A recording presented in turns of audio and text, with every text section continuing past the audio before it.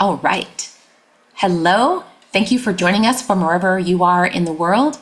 We're so grateful you're here for 60-second bird sketching with John Muir Laws. We're so glad you're joining us today. My name is Beth Kelly Galogly, and I'm the founding director of the Wild Wonder Foundation, which is hosting this class today. Wild Wonder is dedicated to encouraging nature connection and conservation through attention, curiosity, art, science, and community. You can learn more about our work at wildwonder.org. I'm about to hand it over to today's teacher, John Muir Laws, aka Jack, who is generously donating his time to teach this class today. Thank you, Jack, and happy birthday! We'll be celebrating a little bit more later during our break. We'll have a special birthday dance break. Jack is a principal leader and innovator of the worldwide nature journaling movement and the co-founder of the Wild Wonder Foundation. An award-winning naturalist, artist, scientist, and educator, Jack has dedicated 4 decades of his life to connecting people to nature through art and science. He is the author of several books, including The Laws Guide to Nature Drawing and Journaling and The Laws Guide to Drawing Birds.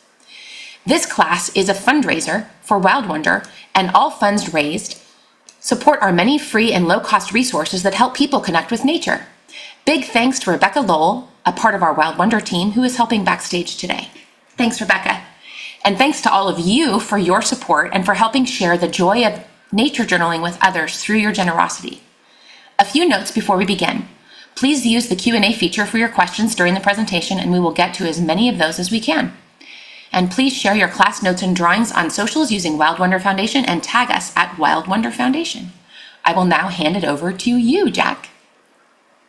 Thank you so much, Beth. And I really appreciate your help and Rebecca's work in the back room to make all of this go. So if you've got any questions, you can send those to the Rebecca and Beth, and then they'll some questions we might kind of get during the flow of show. We might get others at the end. But I want to do a kind of a deep dive in speed drawing birds. A lot of people think, oh no, you can't draw birds because they're going to move. It's not the case.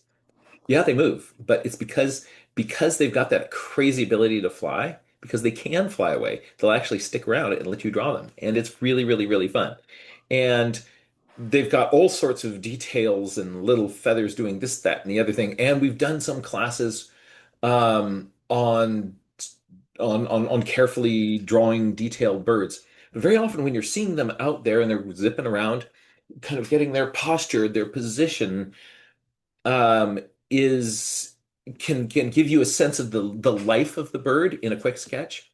And very often, unless you've got really, really good binoculars or a spotting scope or something like that, you're not seeing all the feather detail. So we're going to be looking at how to get a sketch of these birds really, really, really fast.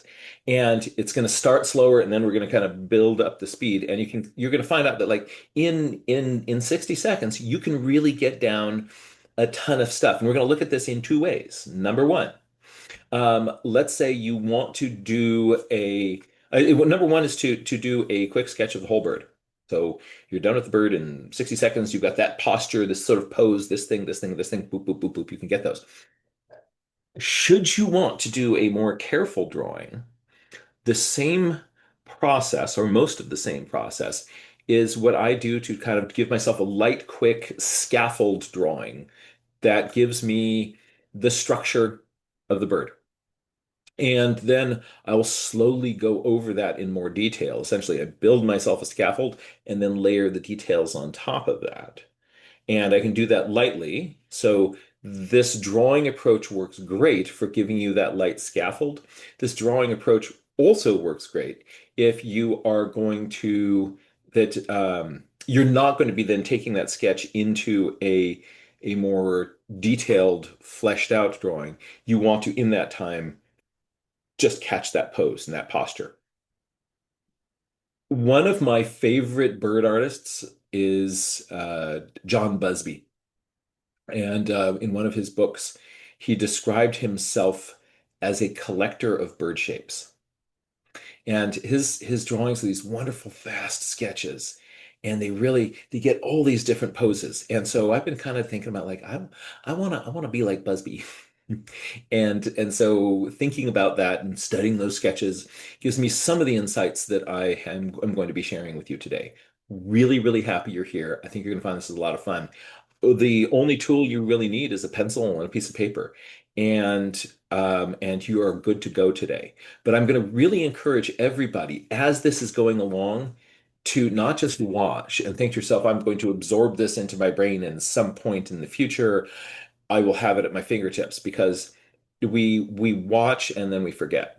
But if, as you are observing, well, checking out this workshop, you've got your piece of paper and you're sketching and drawing at the same time, you're going to put in a bunch of drawings. We're going to try to do at least 60 drawings today. So I just turned 60. So each one of those years gets its own little bird. So by the end of this, you should have 60 plus drawings, right? So um, we're going to kind of warm ourselves up with some kind of gesture sketches, and these are the things that kind of allow us to stretch and get ready for the rest of the sketches. But maybe what I'll do is I'm going to take you through our let's take a look at um, hold on a second. Click that, and then there we go. Here is the kind of general outline for the day. We're going to start with these sort of warm-ups. Um, there are 5 critical lines that I try to get at the start of my drawing. And if I bump, bump, bump, bump, bump, if I get those in, I'm going to get the sense of the bird. And I want to show you what that system is. So you're going to get those 5 lines, those 5 marks, and then if the bird flies away, you've actually got enough information right there to really you've essentially got the silhouette, the posture, the pose of the bird. You've looked at the most essential stuff right at the start. And that's very, very useful. We're then going to look at the 5 critical angles that I think are useful for drawing a bird. Like the little bird that we see here in this picture, it's it's in this profile position. And that's the position which we see in a lot of field guides. So you open up the Peterson Field Guide, it's all these profiles of birds, birds, birds, birds, and profiles. So very often especially when I started drawing birds, I was just drawing bird profiles. But if you think of this side of the bird and this side of the bird, those 2 poses, that is 2 degrees out of the 360 degrees that the bird could possibly be pointing. And so we're going to take a look at, like, what do you do when the bird is looking towards you? What do you do when the bird is looking away from you? What do you do when it's pointing to the side? Right? That is 4 of the degrees. The real rubber meet the road happens when we are at an angle to the bird. These sort of 45-degree angles. So you're looking at the front of the bird, but it's not straight on you. It's kind of looking over this way.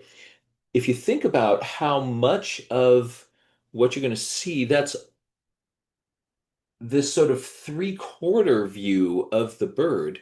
That is, what is that? 88 degrees um, of the possible. No, no, no, no. 180 minus 2 is not 88. Um, that is 178 degrees of the 360 is going to be these poses. And then you've also got, oh no, forget my math. But you've also got these poses in the back. What do you see when you're kind of looking down the back of the bird? So by the end of this, we should be able to, in our heads, take the bird, turn it around. We're going to mess with a bunch of different poses, and it's going to go fast. We're not going to be finishing and noodling out each one of these. We're going to get a bunch of these little fast ones. We're going to look at maybe what I might do differently if I'm getting the general scaffolding of a picture versus trying to get it done in that 60 seconds. And then we're going to think about, if we are kind of doing a done in 60, what am I going to do about the patterns and the values on the body, whether those values are caused by plumage colors or whether those values are caused by shadows. We're going to mess with all of that and see what happens. So um, we're going to start with our um, We're going to start with just gesture and warm up, and we are going to go from there. So you may be asking yourself, what is a gesture warm up drawing? Um, what I'm going to do is I'm going to grab a little piece of paper here. Gesture, if you're watching somebody do a gesture sketch, I've got some birds outside my window here. So a gesture sketch is kind of a little scribbly drawing that says my bird is kind of doing this. This is a gesture. Oh, now it's kind of turned over here and it's kind of looking towards me. It's going pop, pop, pop, pop, pop, and it's got a head that's smaller than its body. Gesture sketches are loose and they're light and they are not a careful, slow drawing. And what we're going to do is just a few gesture sketches to kind of get our hand warmed up. I'm going to ask you to make your not make your gesture sketches really small because we don't want just our fingers going. We want to kind of get our hand moving around the bird a little bit, right? So we're going to be making these sort of scribbly drawings of the bird. And at first, I'm going to do it together with you. Um, and then we're going to have some where you're not going to be watching because I found that sometimes when I'm demonstrating, people start looking at what I'm doing instead of doing their own bird. But we'll do a couple together here. So look at that. I mean, there's all this detail, all this detail. You're thinking, oh my goodness, I don't know how to to kind of wrap my head around all of that detail. Well, I'm going to ignore all the detail. And what I want you to do is just make a little line that's just kind of go into the bird and around the bird, and you kind of just sort of feel on the bird, and you're kind of giving the bird a massage with your pencil and kind of tickling the bird over here, and it's got a little beak that's happening over there, and there's no specific way you're supposed to be doing it. And we got a little footy here, a little footy there, all right? And kind of get this, it's a scribbly drawing. It's a scribbly drawing. And get your hand kind of moving faster than it did on that last one because um, on this one here, I'm going to get ask you that you move your hand twice as fast as it did in the last sketch. Oh, it's starting to rain out here. This is kind of fun. So here I've got this little birdie and just kind of okay, faster, faster, faster, faster, faster. Come on, go faster. Do do do do do do do do do do do do do do, and then look back at the bird. Look back at the bird. Sometimes I end up looking at my page more than I end up looking at the bird. And that doesn't help me draw the bird because all the answers are in the bird. So because of that, in honor of that idea, what I'm going to do on this next one is I'm not going to look at the bird at all. I mean, sorry, I'm not going to look at the paper at all. I'm just going to look at the bird. So what I'm going to do is there's a bird, and I am going to um, try to do a scribble drawing of it, just looking at the bird and kind of wrapping my head around the bird. Get your hand moving faster and let's see what happens. All right, yeah, get your hand moving faster.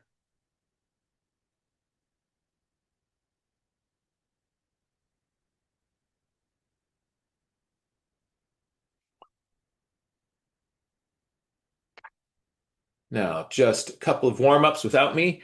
All right, you've got this little bird in front of you. Let's go fast. All right, go for it.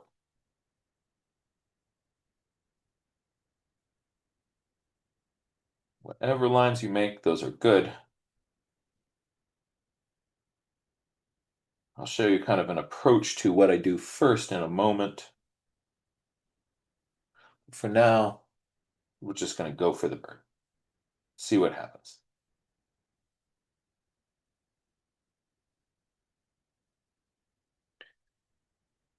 Not a careful drawing, make many lines instead of one.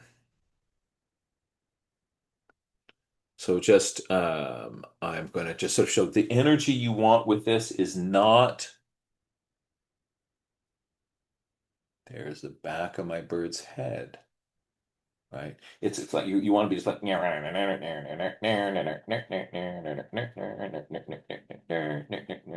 on this one. Hey, here's on this next one. Here's the challenge is going to be to make little sound effects as you kind of play with the little chickadee friend here. just start kind of humming to yourself. And unless you're working in a library,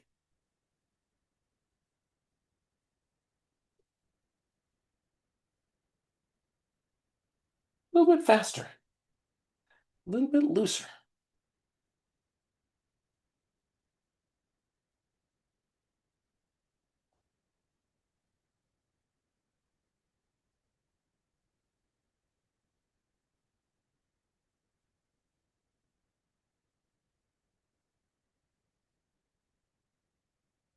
Oh, it just flew away.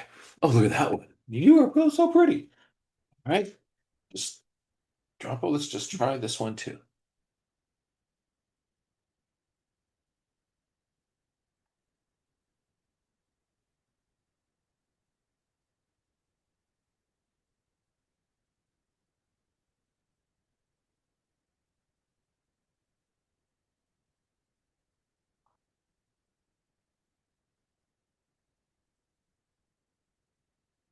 Get your hand moving fast. No judgment. We'll have some technique soon. For now,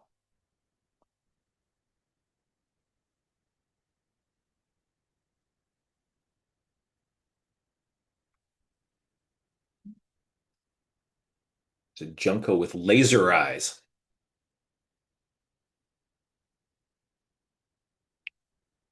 Just one or two more of these. On this one, just as an experiment, go light speed with your pencil, right? So really, really fast, right? Just ridiculous speed, ludicrous speed.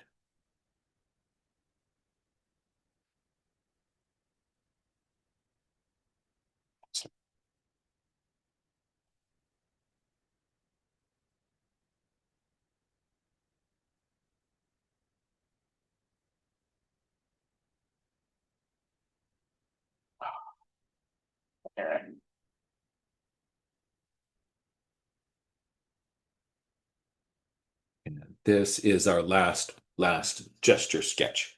Last gesture sketch.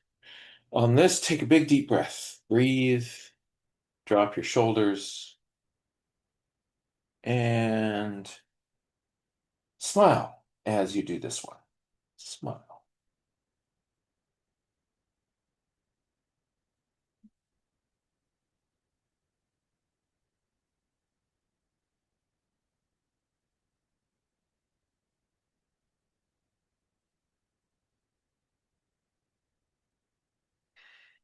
Breathe, unclench your jaw, hold your pencil lightly.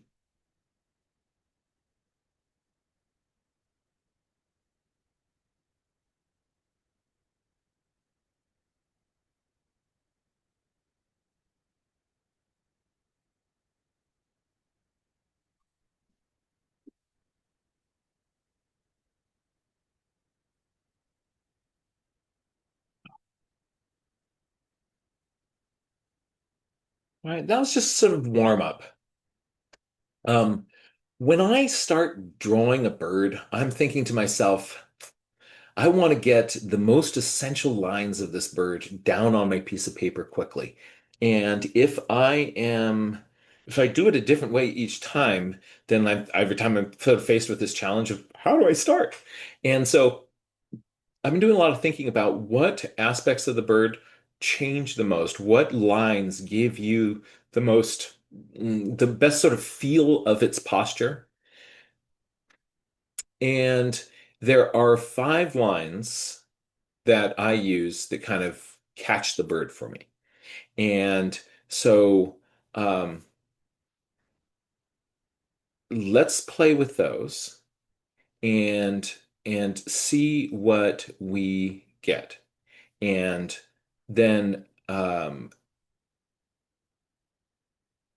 I think you're going to find that this starts to kind of pop the oomph, the shape of the bird pretty quickly onto your paper. If this system doesn't work for you, that's totally okay. You can come up with whatever system works for you. Um, I used to have a different approach. So when I wrote the book on drawing birds, I had a slightly different approach to kind of going into the bird drawing. Now I've got this new system and it's been working really well for me. I find that it gives me something that looks a lot more not like a generic bird, but like the actual bird that I'm looking at much more quickly. So we're going to play with that. And then you're going to see that this is a really adaptable system that you can sort of turn into the bird in all sorts of different positions and all sorts of different species. And if it doesn't work for you, you can do something else. But I want to encourage you just to play with this and then absorb what is useful from it. What aspects of this, like if you want to take this whole system, great, it's yours. Um, but I think that you might, even if you've got a system that already that's working well for you for getting the bird on paper, that you might get some insight from ways to tweak your system from the system that I'm about to show. So here we go. There's my lovely little bird, and I'm going to get rid of that circle. All right. So when I am looking at my bird friend, um, one of the first things I do, actually, I'm going to go back to this view for a sec, is I pet the bird, right? I I pet the bird.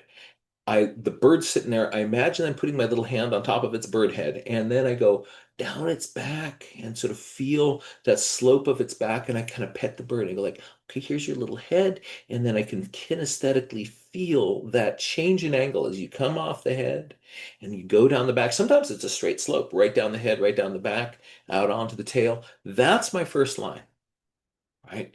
And this gives me both the posture of the bird, and sometimes they're really interesting angles. As the bird is moving its head around, that position of the head relative to the body is going to do a lot to kind of carve the shape of the bird in that pose. So getting this down the back of the head onto the back, and sometimes I'll do that out onto the tail. But I'll show you that sometimes that can bring me a little bit astray, but generally can work. Um, it's a very useful way to start. So I start by pet the bird. So on our little bird friend here, everybody pet the bird. Put your hand on top of the head and then kind of come down and then feel that change as the neck comes into the back and then swoop down that back and maybe out onto the tail. Right? That's your first angle. An easy way to see that is to look at the green color behind the bird.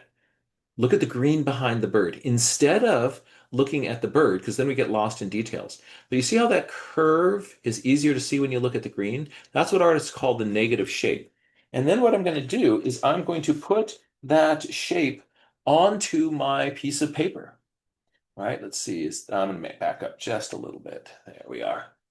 All right, so I am going to say, all right, little bird. So you've got your little head here, and then we're going to come down at about like an angle like that, right? And then, somewhere off there, your little bird tail is not going to be at an angle like that. It's going to come down. Okay, so I'm kind of coming down the head and down the back of the bird. Right. Now, my next step, that's line number one. Right. My next step is to block in its head. And don't just get in there and draw a circle, because the size of this head is going to change from species to species. Small birds tend to have big heads. This is a little chickadee, chestnut-back chickadee. Boop. And it, um, small birds have big heads, and big birds tend to have small heads. So you just look at your bird and kind of go like, okay, buddy, you got a big head? Yeah, you got a big head. And then what I'm going to do is I'm going to put a little ball in here as a kind of placeholder for the head.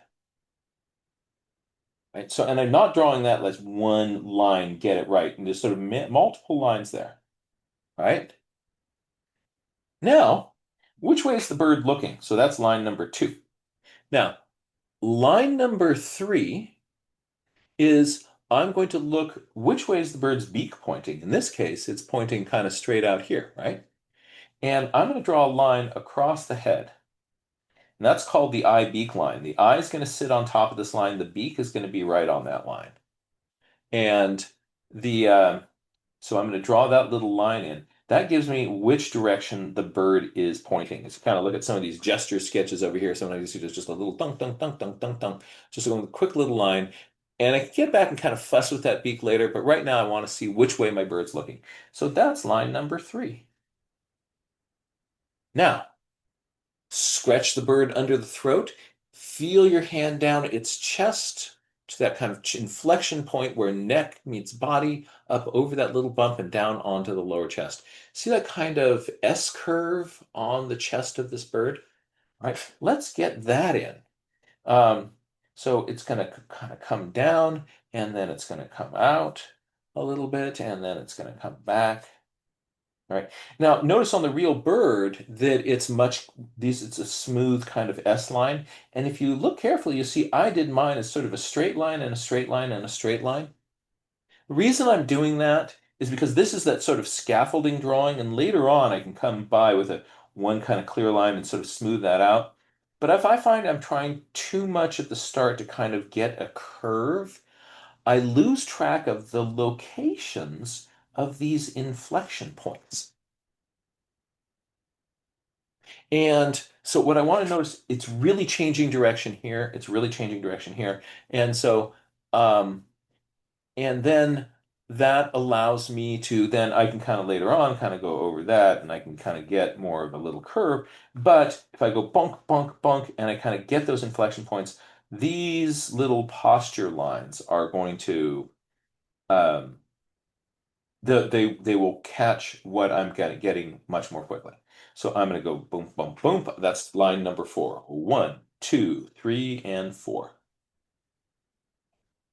Now, line number 5, we've already kind of got it over here. Um, the but sometimes when I put this in, um, I'll realize that my I might need to change the position of my tail. Um, And so I'm now this sort of zone out here, I'm sort of thinking of that as this is this catcher's mitt for my bird to fit up into. Um, if the bird has a body in here, I just want to sort of think of really where is that tail coming in? And I kind of got it pretty well on my first little sketch there. So I'm just gonna go over that again. So I've got a little tail that's coming in there. That kind of gives me that sort of where that tail is tucking in is my line number 5. The reason I kind of think about it as this sort of separate shape is because sometimes, I'll when I'm sketching a bird, I might have something like this, and then I'll put my little lines in here, and then I'll realize that, no, actually, your tail should have come in up here. And if I made that original line too long, then I don't have to be wedded to that. I'm just going to reposition that tail. Sort of where is that sort of back part going to end up here? Now this is feeling a little bit more Buick's Rennie for me. Let's make it more Buick's Rennie. Yeah. Yeah, tweet, tweet. All right. So I'll kind of, you might kind of get that little tail position right at the start. You might say like, here, here's my back and there's my tail position. But by the time I kind of get in there and kind of do all these sort of things, that may be in the right position, or maybe I want to lengthen the back or shorten the back. So you get to stick that tail in to kind of, you're not wedded to your original position if you kind of end up too long. All right? So that is my little 5-step approach. Let's take a look at that with this one here in a slightly different position.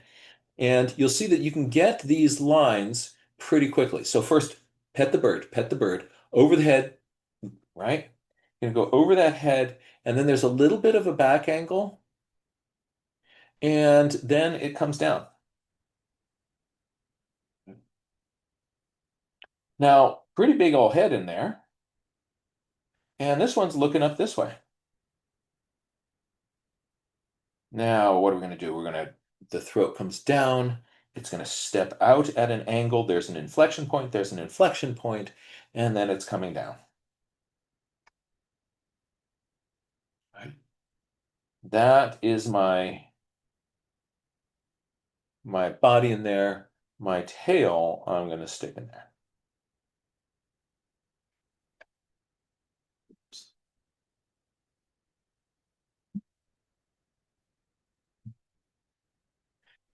If you can get this sort of catch the bird system working for you, you'll be able to get the shape of a bird really quickly. So here's a really different position. Let's just try this one together, right? So pet the bird, come off the head, then there's that big slope of back, and maybe the tail's off at a different angle. I wonder if I'm going to get my tail in the right place. We'll find out. My bird's looking off here. And what do I get? I'm going to come in on the throat. The throat then comes out, kind of goes a long drop, and then it's going to tuck in somewhere down there. Wow.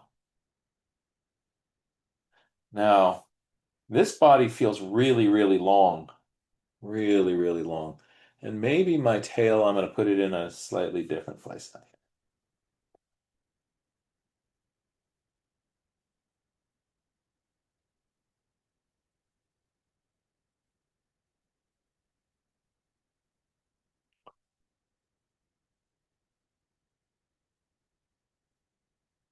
Right? So I'm initially just trying to imagine if you had to draw a bird and you already started out having its silhouette. That'd make it a lot easier to draw that bird, wouldn't it? That's what I'm trying to get with these lines.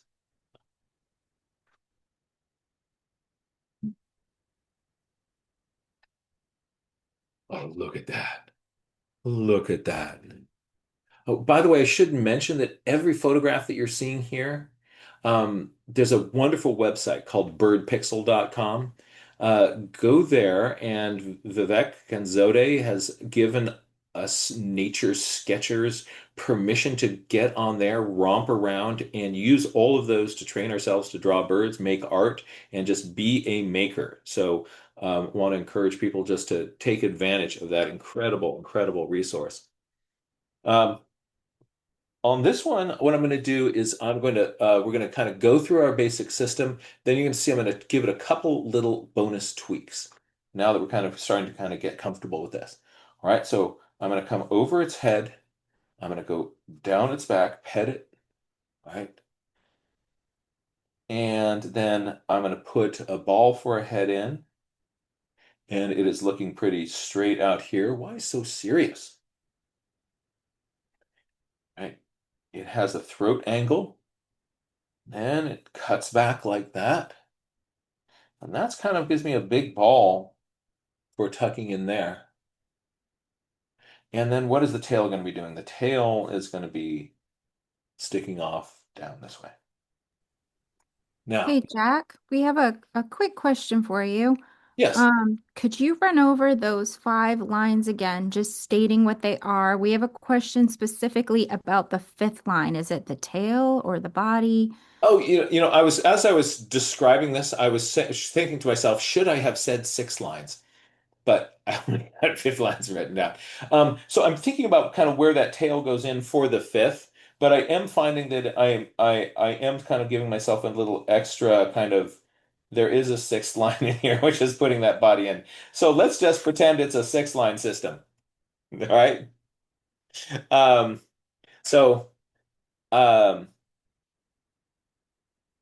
so yes, I'm going to sort of this ball and this ball help me kind of get my proportions. This first line gives me my posture of my bird, and then I get these great little angles out here. Where that tail comes in, you're not locked into where you originally put it. You sometimes, as the sketch goes along, you're going to kind of refine that. So let's say I've got this bird here now, and I want to kind of give it a few additional tweaks. Here's a couple of things that I will, once I've got this initial bird sort of locked in, I am going to give it um, a little bit more attention on the head, a little bit more attention on the wing. and the leg and foot. So here's what you do. Let's notice that this bird's wing starts somewhere in this area here. And it ends, the tip of the wing is out there somewhere. Right? What I do is I give myself a little line there between where I see the wing start and end. And that position is going to be different on different birds. Sometimes it's going this way, right? Sometimes it's going this way. Sometimes a bird will have its wing kind of in line with its tail, right? Sometimes you're going to see a bird and the bird, let's see, I'm going to make this one droop its wing, right? The bird might take its wing and droop it down here. So it's coming out below the tail. Here, one in line with the tail, here above the tail. So what you do with your wing really depends on what you're doing at that moment. And the bird gets to decide.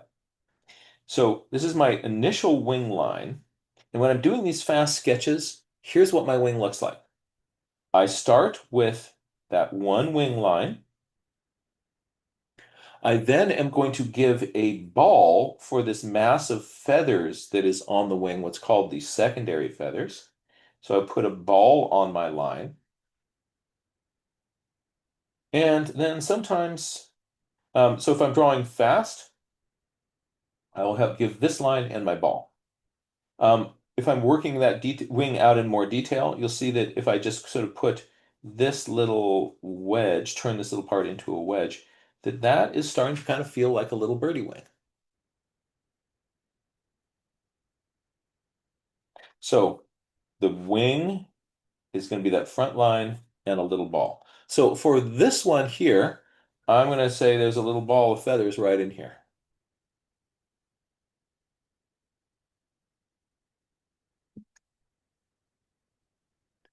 What about for the leg? What I do is I notice along this line here, where does the leg come out? And what angle is it coming out?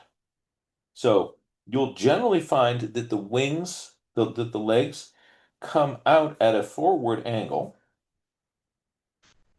And I'm looking at this bird's foot goes roughly here underneath its head. Underneath the kind of back of the head. Maybe I want to back it up there. Right? So I will give myself a little stick with a ball. See, here's a little stick with a ball. Right?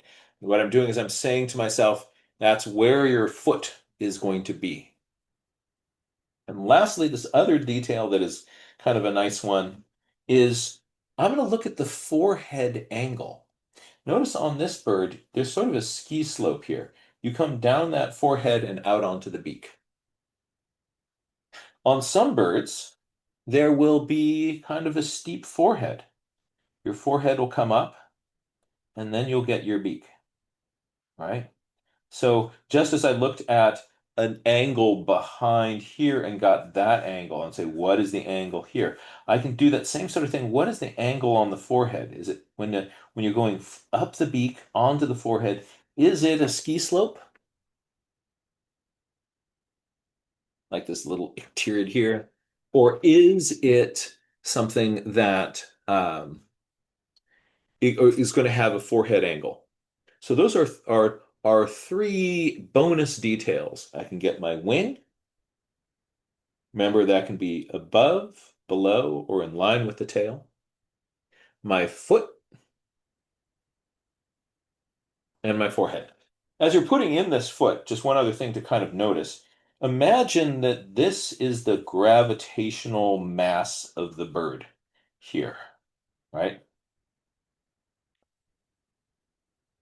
I want to have my foot be below that mass. So if I could balance my bird roughly here, my foot is going to be somewhere on that balance line, right?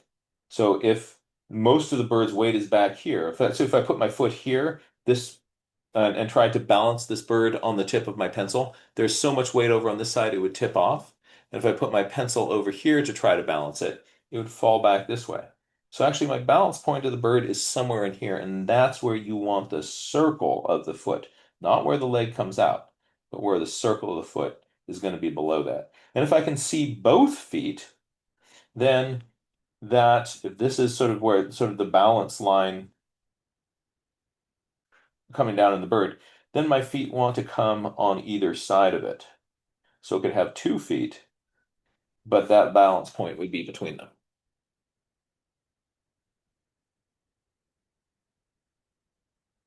2 feet. All right. So let's try this with this little bird here. Ready? We're all going to go down its back, pet the bird.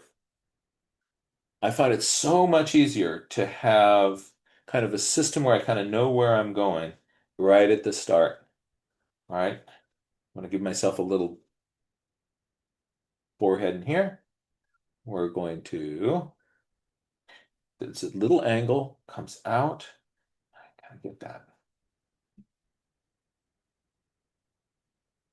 Now, my 5-step method that has 6 steps. And our tail's going to tuck into that. This time the wing is pointing right down onto the beak, onto the tail.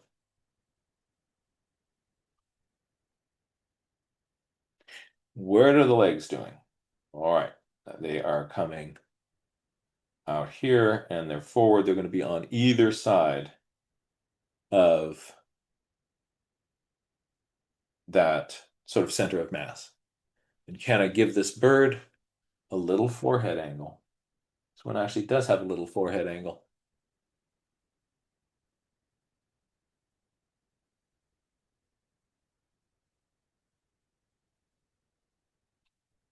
And I start to get fast birds on paper.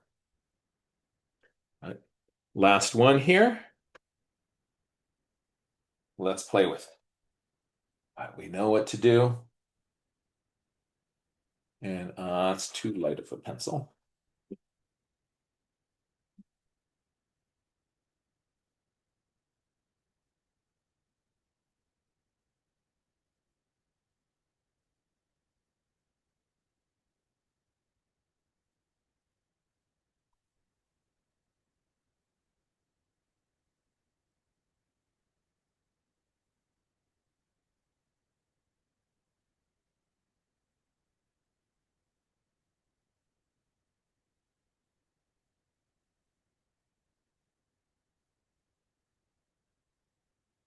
There's my wing tuck in. My wing is going to start. Don't just sort of assume there's no. I used to think that there would be some spart where you'd start the wing, but here's what happens. A couple things. One is very often breast feathers will fluff out over here, and that wing start point is also on its wrist, and the bird can hold its wrist tightly against its body or have it more loosely out here. So the bird can do all sorts of crazy things, and then it hides the front edge of that under belly feathers. So I'm just going to notice that this is starting kind of low down here. It's coming out here above the tail. And then I've got big mass of feathers in there.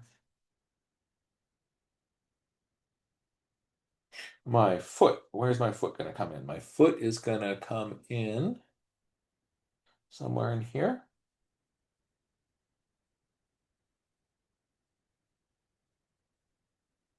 And what about my forehead angle? Come back on the beak. We're going to step up a little bit and back.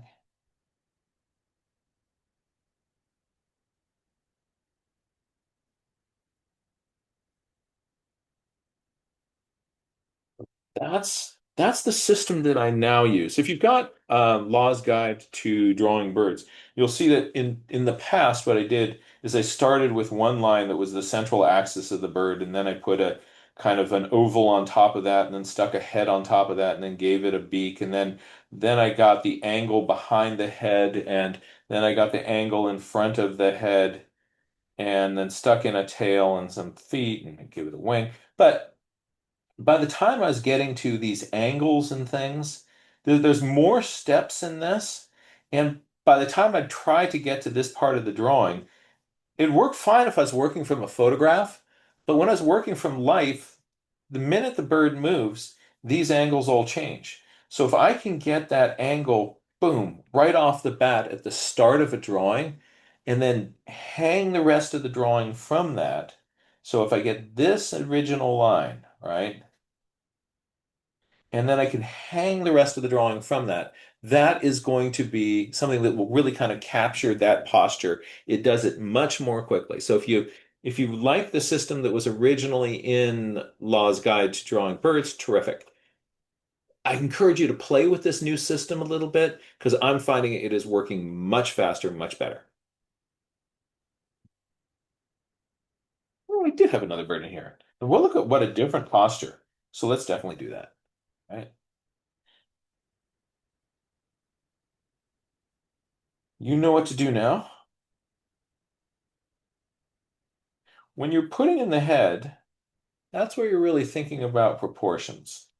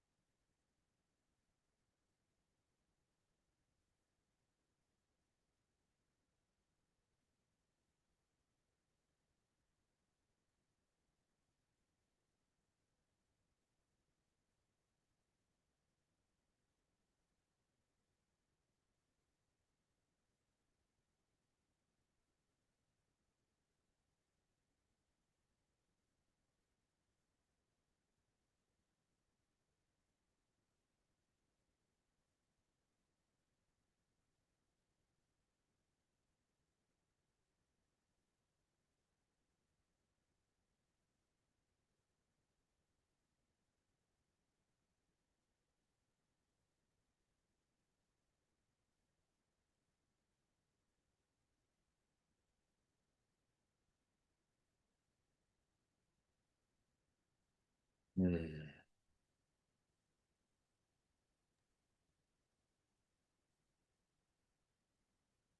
So I am going to, in my head, start counting 60 seconds. And I'm going to see how long it takes me to kind of get in the basic oomph of this. And then that's going to help me kind of think about, um, how much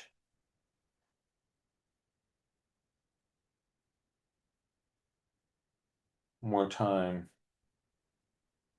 I have. And I've already lost track of time. You're doing great on time, Jack. You have about 12 minutes till our halfway dance break. Great. We have a question about drawing wings. Do you draw wing details when you're drawing out in nature? Yes, I do. Yes, I do. Let me just run across the room and grab a sketchbook for you. Let's see, where's one? This one's got some. And here's another one. Yeah, I've got a lot. So here's a 2015 sketchbook. Um, .cam. Um, so there is wing detail in here. Sometimes what you're seeing is this is just a dark shape. From some angles, some places, I can't see any wing detail in the bird, and so I don't draw it. But sometimes, especially if you've got a spotting scope, right, you'll be looking at something and you go like, oh my gosh, I can see some wing detail in that. But getting that sort of initial block in, um, of that sort of the line with the ball above it, that is really, really helpful for me being able to do that. Notice the wing detail on these guys. They didn't get any. So very often when you're looking out at birds, you're not going to see that. Um, so here are some bee eaters, and you see that there's not very much wing detail that we're seeing in these. I in a different class, we can kind of look at the structure of the wing. So if you're going to put a little hint of some detail in, it really helps to understand the structure of that wing. Um,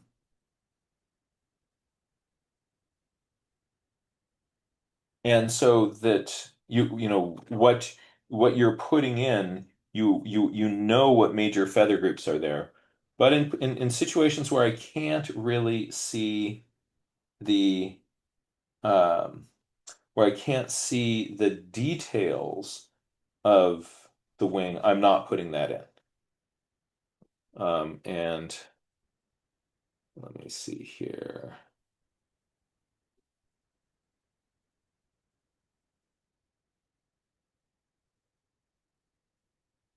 All right.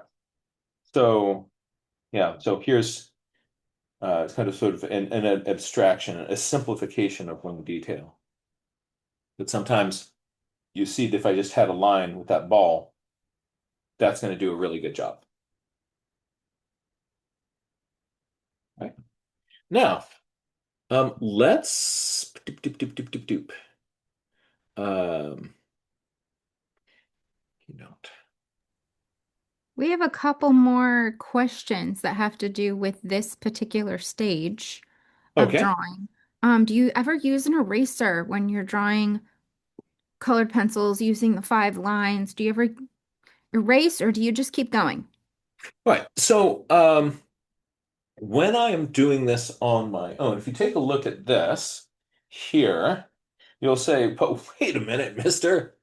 There's no, you're not doing what you're talking about here. You're not seeing any of these sort of, well, let me back up here. Whoop, whoop. Any sort of fast scribbled lines in the background here. But what you're missing is that all these drawings actually started with a light pale underdrawing that's just so pale you can't really see it. I don't know. Can we spot any on this? No, it doesn't really show up. Maybe I'm gonna zoom in with the camera. Bunkum, bunkum. Yeah, you can barely pick out on the camera a little ghost of some lines here. What's happening is that the bird pops up in front of me, and I am let's go back here. Bird pops up in front of me, and I am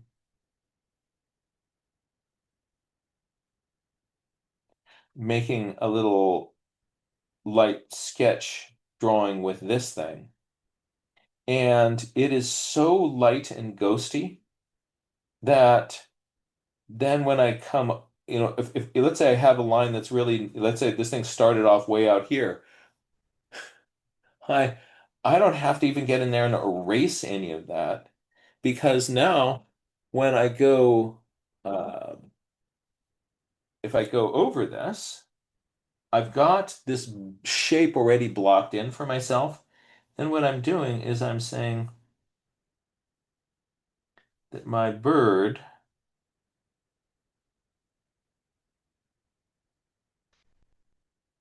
is here.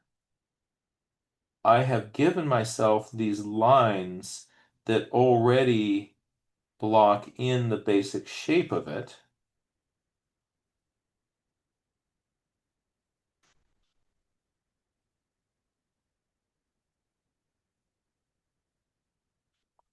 And the minute you have any of these lines on there, nobody notices all this blue stuff that's out here. Um, so for these sorts of drawings here, that was the approach that I was taking.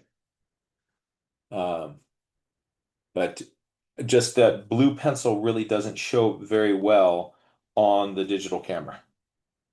When you're looking at it right here in front of you, you'd be like, oh yeah, I can barely see there's some blue in there. And the pencil that I find the most useful to do that is this erasable colored pencil here. It's made by Prismacolor. It's their Kohl Erase brand, and it's their Copy Knot non-photo blue pencil. And that I sell that on my website because it's just this great ghosty pencil. But you try to make your sky blue with this or something, eh. But it does a wonderful job of just kind of ghosting in a shape. Did that answer the question? Yes, yes, I think it did. Okay. And I'm putting a link up right now to your store. with that pencil, as you mentioned that it's in there. So everyone watch the chat. I will put that link in there. We do have a couple other questions. Okay, let's Um, hit those right would now. you like them now or would you like to save them till the end? So are they kind of in context of what we've just been looking at? Yes. Okay, let's do it now. Okay. So do you paint your birds out in the field or later? That sketchbook that you showed us. Yeah. As much as possible, I do everything in the field at the time. Um, because later on, my memory of colors is going to start to fade and change. And but sometimes I might be just doing a whole bunch of stuff really fast, and I don't have time in the field to do that because I just made like a whole bunch of these little posture sketches and things. It's okay to do it later, but you will find that what I don't recommend is just filling up a whole bunch of pages with non-photo blue pencil lines and thinking when I get back this evening, then I'll fill everything in because then it's going to feel like work. You're going to get back and you're going like, I don't want to do that. Right? The bird's not in front of me, and I've forgotten a lot of those details. If I can, the more I can kind of do in the moment when the bird is there, I can then say, I think this is what I'm seeing, and then I'm going to get that line down on my paper. And the uh, if I and the same is true with color, my memory of the colors that I'm seeing is going to change over time. Human memory is not very good. And so um, if you regularly are able to sketch from life and get those colors in, then you can say like, what? Oh, that's what color it is. Oh, oh, that's where it is. And but if you try to do that all later on, making it up, it's hard. It's hard. So one way of kind of dealing with that, there's a wonderful painter, William D. Barry, who did all these wonderful sketches in Alaska. And if he finished a sketch from life, he would just have a little note on the side that says life. Or it'd say life in mem from life in memory. Or if he kind of is drawing something from memory and then use some reference, it would say mem and ref. So you can also kind of have a metadata system. It is okay to do them all, but I think um, if but I don't recommend trying to do all this line work and all this color, trying to do everything that evening because then what happens is you kind of get behind on it and then you don't finish those ones and then you feel like, well, I should finish those before doing the next thing because I don't want to have these pages of just in my sketchbook where and then it feels like work. So. Thank you. A follow-up question, which I think you kind of sort of just answered, was that a 6-year-old is wondering if you take pictures of birds or draw from memory. And I think what you were saying is you try to do as much in the field. I try to do as much from the field, and it's training my memory. And then also part of what happens is I see something and I get it wrong. And then the next time I see it, I'll go like, "Oh, I thought the white was over there. Huh, check you out." And it sticks in my brain so much better. If I make a sketch of something and I put the white in the wrong spot, actually, I think I've got something where I put some colors in some wrong spots. Um, then uh, um, if you um, but some people will take photographs and work from those photographs, and there's nothing wrong with doing that. I think of it as sort of a big old yes and system, where um, you oh yeah so but give yourself permission to make mistakes in your journal. Don't think that you also have to get everything from reference so that it's like a field guide. Um, the here are some here was a bird it's a long-tailed tit that lives in Japan. and this thing popped up briefly in front of me in the brush, and I thought, oh my gosh, and I made these sketches of it. And then what later on that evening, I looked at some photographs of it and realized that my placement of the dark around the eye was wrong. I think that my eye is completely embedded in the dark band there, and I think in the real life it was much higher, so that the was kind of came off of the eye and then sort of in a strip behind it. So this is an inaccurate picture, but um, because I made this and I sort of put down what I thought I saw, this detail of what's going on there on that little eye line is sticking in my memory better. And so it's okay to have mistakes in there. And don't think that you need to get in there and fix all of your nature journal pages so that it's all like a field guide. But I love to kind of iteratively see the bird again, realize that, oh, I thought that that spot was over there, and now I think it's over there. And that makes me kind of a better observer.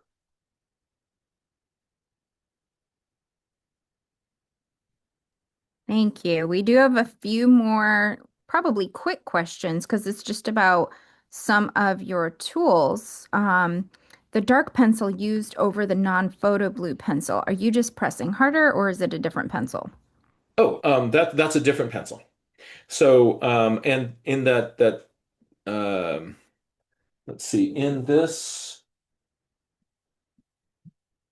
case here, the dark pencil that is going over the non-photo blue pencil, that is actually a ballpoint pen.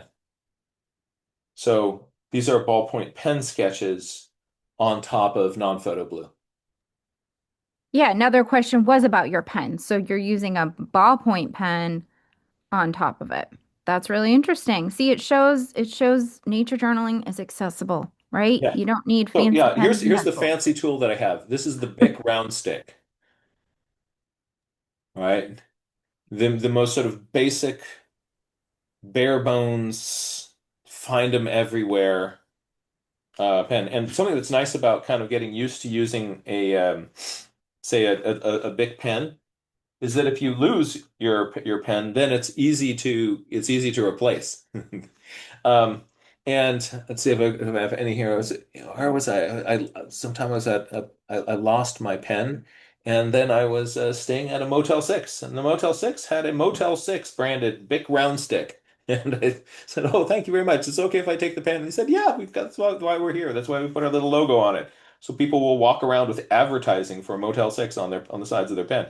So you'll find those everywhere. It's a very accessible tool. Another thing that's nice about ballpoint pens is if you kind of go lightly with it, you can get light lines. And then if you go heavily with it, you can get heavy lines. And so you can have a variable line, just like you can with a pencil. Another advantage of it is that it doesn't smudge. A disadvantage of it is that you can't erase it. But that's also another advantage of it. You can't erase it. So then what you do is you just sort of put it down and then you kind of do the next one and you do the next one instead of just kind of getting wrapped around the axle about this little one and doing it again and again and again and again. We have a question about tips for someone if someone's a lefty. They were talking about how they noticed the images were right facing, and then what do you do when you try to draw left facing birds? Any tips? Oh, yeah. So the for drawing left-facing birds, it's the same thing. Um, and so what I would do is it's just the same thing in reverse. I do find that when I'm teaching a class, having all my birds face the same direction um, helps people not have to do as it helps people kind of build up their um kind of connect the lessons you learned from one bird with the next because your brain has to do just a little bit less translation. Um, but if you but I don't, when I'm drawing birds in the field, if it's facing left, I draw it left. If it's facing right, I draw it right. But just for the purposes of this classroom, I put all my birds facing the same direction so that um, it is a little bit it's easier for people to make their um, to kind of get the basic skill down. All right, my friend, it is time for your birthday song. Oh, it's the birthday stretch break. Yes, it's time for the birthday stretch break. Are you ready? I'm ready. So now it's a good idea to kind of get up and kind of move yourself on a regular basis. Yeah. And so, should I get up and dance through the I think if you are willing, yes, I think that'd be great. And I realize everyone's on a webinar, so you can sing at home as loudly as you want. We will not hear you, but I will sing, and please join me in singing and I'll dance? birthday. Are you ready? I'm ready. Okay, let's give it a beat. Let's see. It's in three. So, happy birthday to you. Happy birthday to you. Happy birthday, dear Jack. Happy Whoa, my voice went crazy. Whoa. Happy birthday to you. I might have to do that over because I got a crack in there. I have two other songs for you, so stand up. Oh, Are you ready? Okay. I'll start a little bit lower. I need a sip of my tea. Okay, so this is a round. So those of you who like to sing and like to sing rounds, you can remember this one and you can try it in a round. I'll sing it a couple times so you could practice in a round right now. It goes, we wish you a happy birthday, a joyous and celebrated birthday to our dear Jack. We wish you a long, happy life. We wish you a happy birthday, a joyous and celebrated birthday to our dear Jack. We wish you a long, happy life. So been 6 years so far, pretty well. that's a fun one. Yeah, so far it's been going well. We wish you a continued long, happy life. And then this last one, I teach early childhood music education for kids 0 to 5. I teach music classes for them as another part of my life. And this is one of the kids' favorite songs. So are you ready? I'm ready. Okay. It goes, this is your birthday song. It isn't very long. I'll do it again because it's so short. Are you ready? Okay. This is your birthday song. It isn't very long. Okay, let's do it one more time really fast. Ready? 1, 2. This is your birthday song. It isn't very long. All right. Happy birthday, Jack. Thank you very much. So, Woo! and so folks at home, when you are drawing, it's a good idea to get up on a regular basis, move your body, sing a goofy little song. Um, you think like I'm gonna power through this and kind of get all this done. I'm gonna just sit here in my chair. But yeah, sitting is the new smoking. So sit less, dance more, and life will be better. Thank you, Jack. Happy birthday. I wish we could all be there and give you a big group hug. So Oh, feel it. okay. Give yourself a hug. We'll do the cyber hug here. Oh, big group hug. Yes. Yay. Thank you for your class. Absolutely. All right.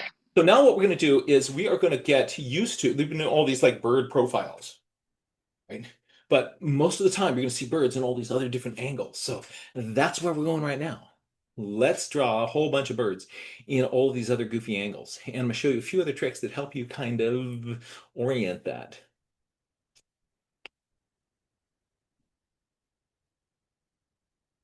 And here we go.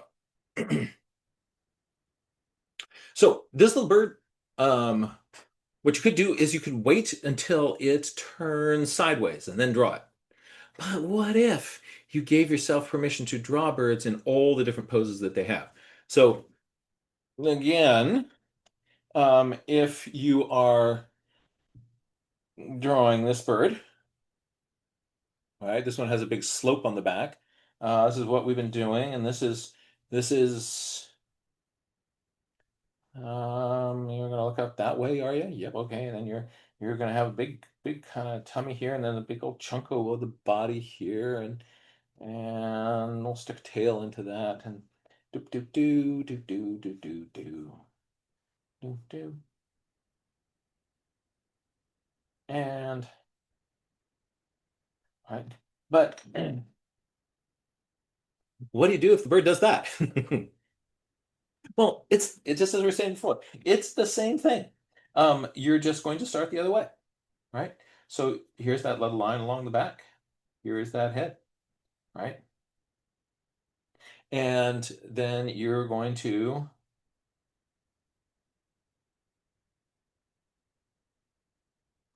so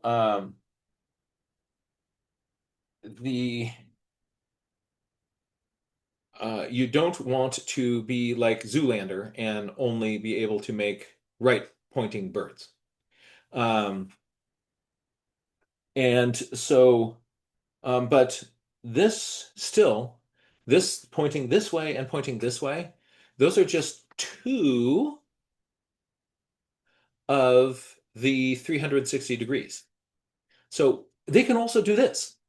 Now, let's say your bird is, well, I'm going to grab something off my shelf here. All right, let's say your bird is has its back with a sort of a slope to it. When it turns towards you, this whole body symmetry lines up, and you're seeing something that is very, very vertical.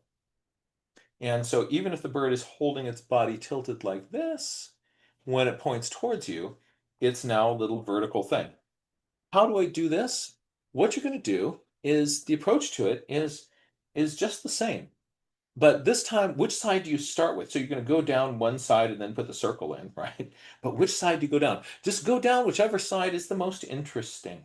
Here on this one, I liking this little left side more. Badoo badoo. And and then I'm going to go put in a ball for the head. And on this other side, it's not quite as interesting.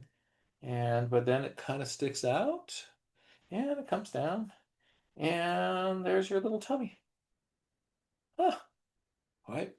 Um, so that's a useful way to kind of get this bird started. Now, what's happening underneath here? We've got our legs. They often have their sort of legs in this sort of power stance. All right, so legs are in the power stance. We're seeing um, a little stick across there, and then there is tail, right? That is sticking down below that. Huh. So if you don't want to draw wings, this one you can see a little bit of wing there. That's that'll make it a little bit that'll make it a little bit easier. But here's some other landmarks and lines that can help you think about these. I like to think of the bird's head as having crosshairs over it. Makes a little T over the face. The beak is going to be right there in the center.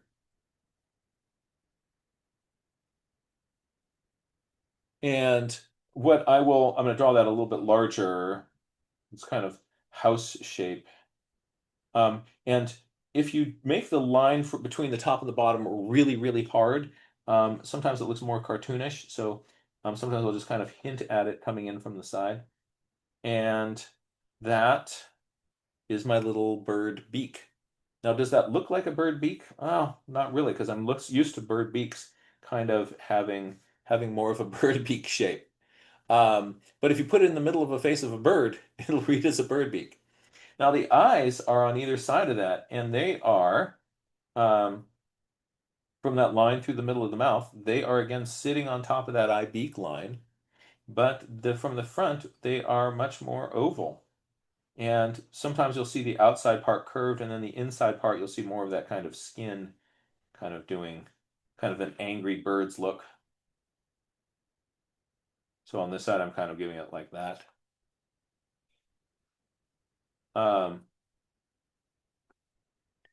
And that's going to help me kind of draw my head. Now, this line down the middle of the head, that will help me be able to keep the pattern symmetrical on either side of this bird's head.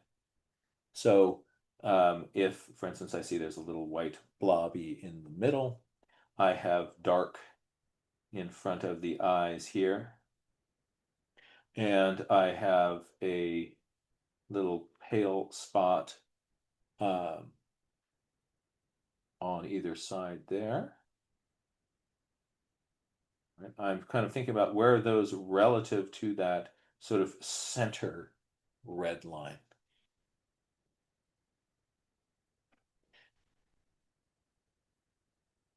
At first, all the patterns on the face of a bird feel very confusing because they are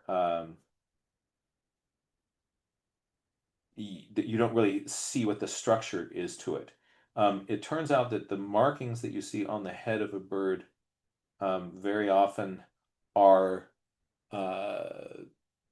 there's an order to it. There's a system to it, and if you learn the basic parts of the names of the streaks that are on the bird's face, you can learn more about that.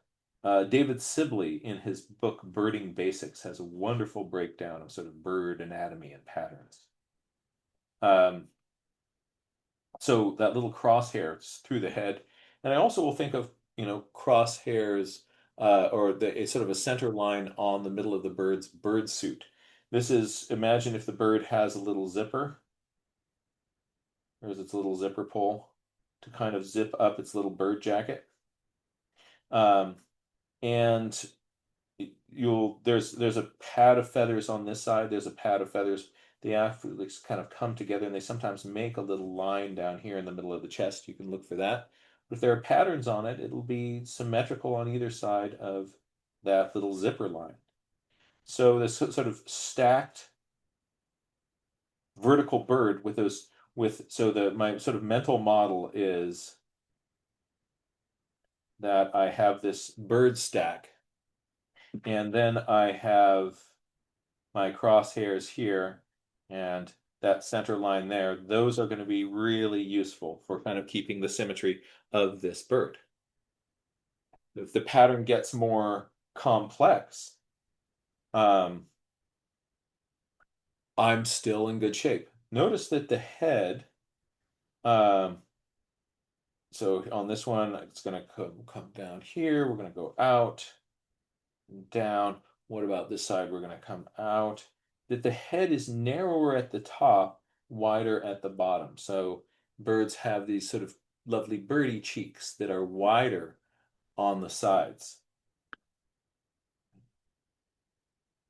So there's that. Give this bird a little bit more of an oval tummy. And I've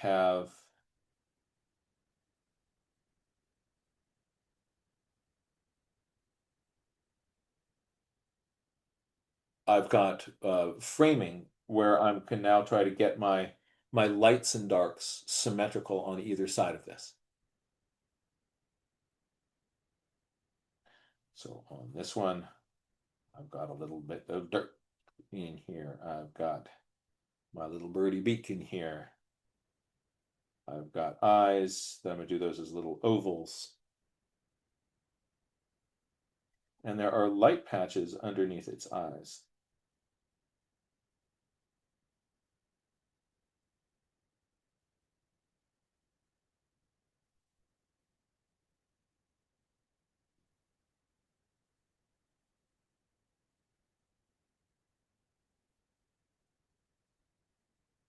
As I'm doing these, I'm sort of keeping a look at the width of the place that I'm not putting color to try to make sure that I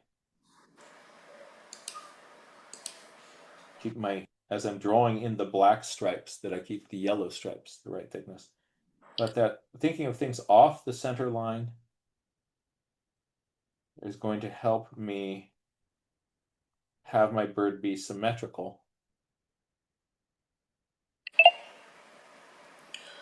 Just wanted to mention, Jack, I just put in the chat a link to your store where people can download the free feather tracked worksheet that you have that might be useful for folks Oh, great. who want to do a deeper dive into that. Yep. So yeah, I've got some classes online where we're kind of looking into all of these different little feather zones. That's not the purpose of this class, but we can do another one if we wish to in the future. So there is that sort of that stacked bird. And we'll just try one more here. I'm going to just sort of pick whatever side you think is the most interesting and go down that side.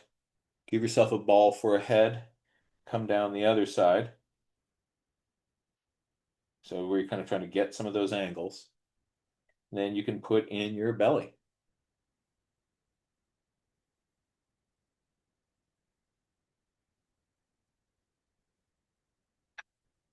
Oh, I'm off the screen. Sorry about that. Now, my little bird friend here is looking like that. Big old beak. And sometimes you'll see the lower beak is lighter value. So we see on this one.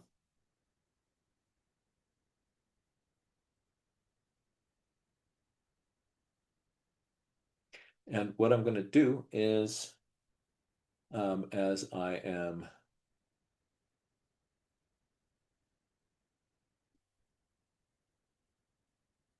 putting in these little lights and darks, is I am going to just essentially ignore that it has eyes.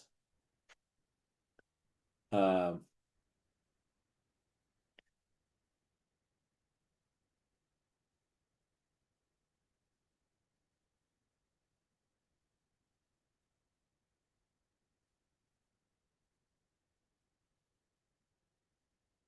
Knowing that everything has to be sort of symmetrical off that line in places where it is then just a little bit off and asymmetrical, that become really interesting.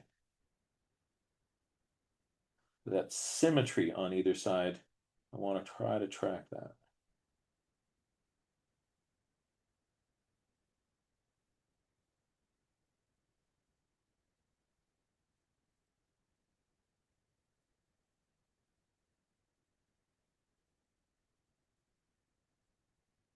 Let's just make a fast little gesture sketch of this crazy little looking thing. Look at you. Look at you. All right, there's a little bump on your head. Bump on your head.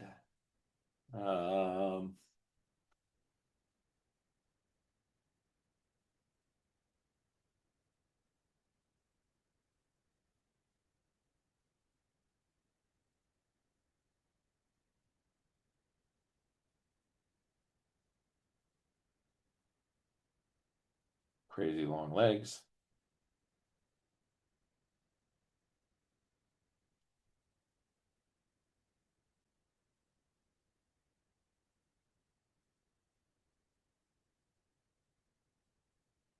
So that view is interesting. We're going to do one more. Our friend from the front here. And this time I am going to go off the back side of its head. Whoops, we're off the page. There's the back of the head. And there's my head. And I'm looking this way. And I've got a little bit of a throat that comes down. And then it comes out slightly and then down. And now I'm going to put in that oval for your body. And we're going to stick tail on the bottom of that.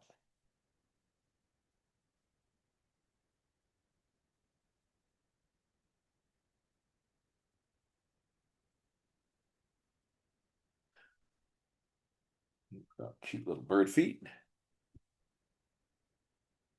And let's see what's there. Look at that forehead angle. So steep forehead angle on this bee eater.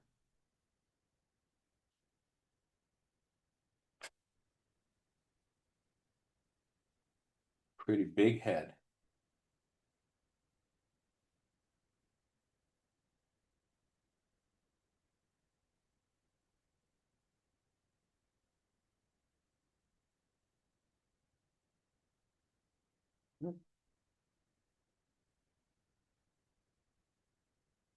Now,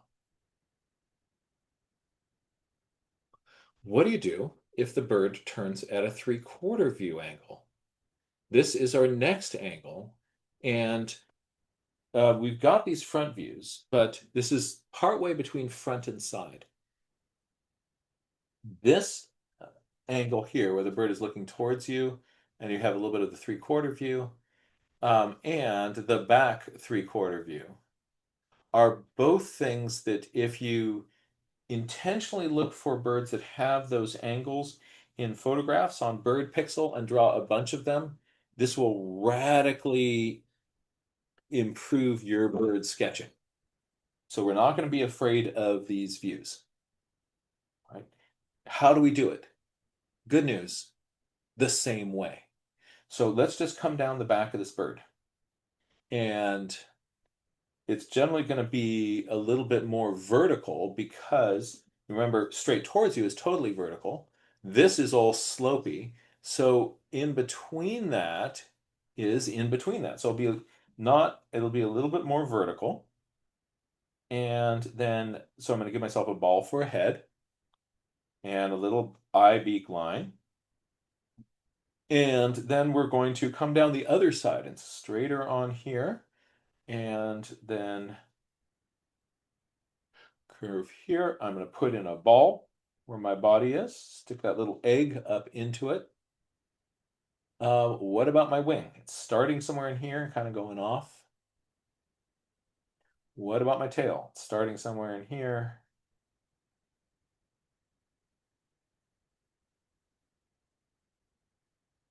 What are my legs doing? One's coming down like this. The other one is sticking out there at an angle. Vertical one and an angle one. Okay. Now, that's my little ball of the body. Hold on a second. Amelia? Or Mama? Would somebody please bring me an orange, a little orange and 2 toothpicks? All right. So this is my kind of how I sort of think of kind of initially framing this thing in. But then for this view, there's a couple of lines that are really, really helpful. Oh, thank you. Would you grab me 2 toothpicks? 2 toothpicks. Thank you. All right. So on the head, there's this line, but there's also the center line of the head. And so getting this the center line, now it's not in the center like it was before. It's a little bit off on the side. And where they come together, that's where the bird's beak is going to connect to the face. And then it's going to go pointy off to the side. Thank you. Yep. All right. So this allows me to place my beak on my face with these center lines. So you have this one, and you also have this. And then on the body, what about on the body? It's the same thing. Before we had the center line here, now the center line is going to be a curve along the side. So where's my center line here? On this one, it's going to be right in there. And even on a bird like this with a yellow breast, getting that center line is going to be helpful. You're going to see in a moment with birds with a pattern on their chest, crazy useful. But notice that on the lower part of this bird's chest, where its zipper comes in, you can see that little line actually kind of tracing up in there. So what I'm going to do is on this one here, my beak is going to attach over that center line. The eye is going to be in here. It may be more oval or it may be more circular depending on how the head is turned towards you. And look at, I'm going to zoom down on the head for this. Look at how this line, see on this one here, the beak is coming in here and the head comes right down to where the beak is. Whoops, on this guy right here. But on this guy, the head is wrapping around the far side of the head, of the beak. So I'm going to put some head over there.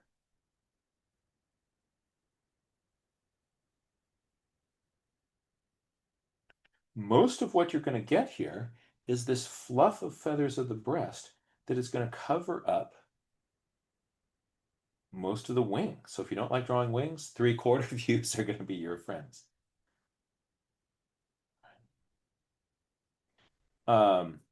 On the wing is here is going to be foreshortened, so you have to kind of get yourself comfortable and used to sort of drawing wings that feel sort of more squished and shortened.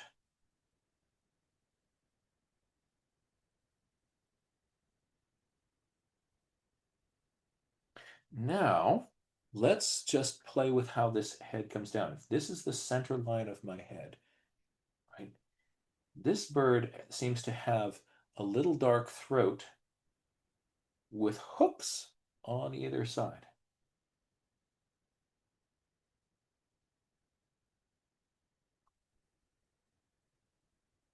Right? My head wraps around here.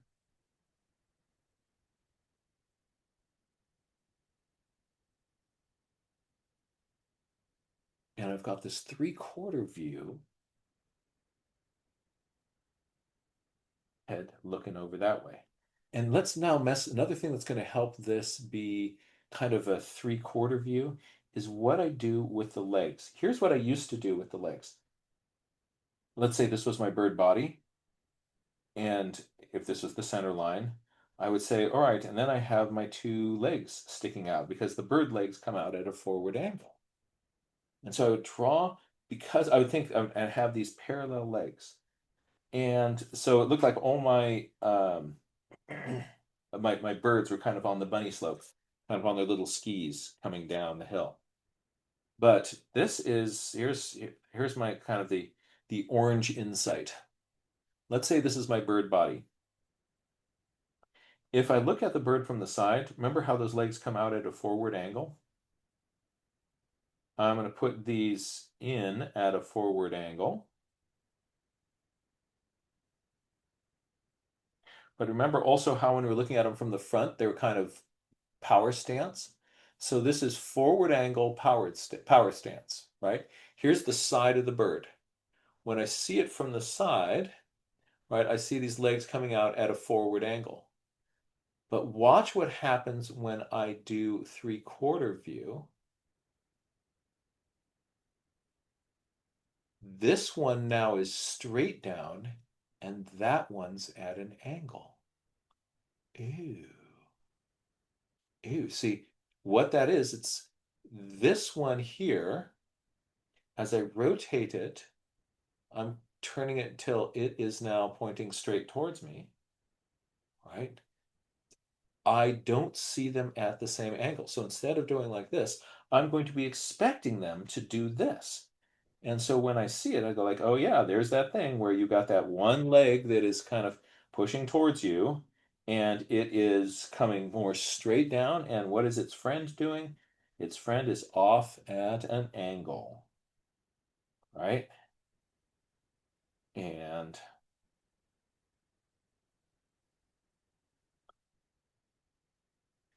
so that is going to help me start to play with these birds in this 3/4 view position. This pose, get comfortable with it. And it is so informative about the bird. If you're just doing profiles, you don't get things like this one's lovely little chest pattern. And drawing and sketching stuff like this, it's fun. let's do it again. So here we're going to roll off the back of that head. We're going to come here, right? And then I'm going to put in a ball of my head and my eye beak line. Can you scoot your paper a tiny bit? Oh, thank you. Thank you. All right, eye beak line. And then we're going to curve down. Here's the ball of my body, and wing is going to be over there. My tail is going to be sticking up in here. And in this case, I can't really see my leg angles very well. It does appear that this one is now towards me a little bit more.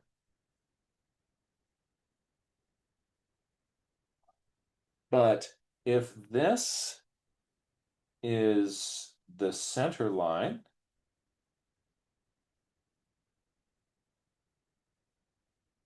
then that black head is coming down, and it's going to be, I can think of it coming down, and then it's going to cross over that and then start to go back up there.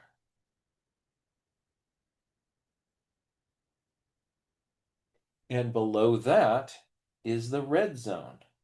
There's first this little bib that comes down, hits that line, and then starts to go up.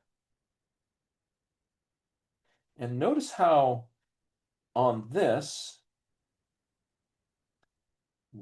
part here is bigger than this part here.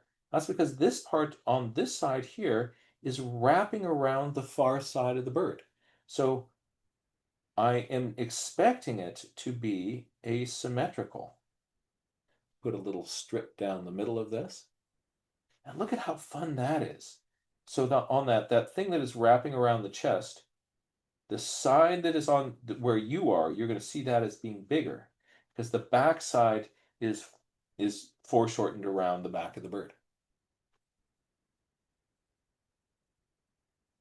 Ooh, that's doing things like that is really, really, really, really fun. And so how does this relate to 60-second birds? Oh, well, let's just do this on this one here. All right, I've got my little bird that comes down. Here you are, and maybe your tail's off there. And here Can you you scooch go. over? Ah! Thank you. Sorry, thank you. Thank you so much for keeping me on track here. Um, the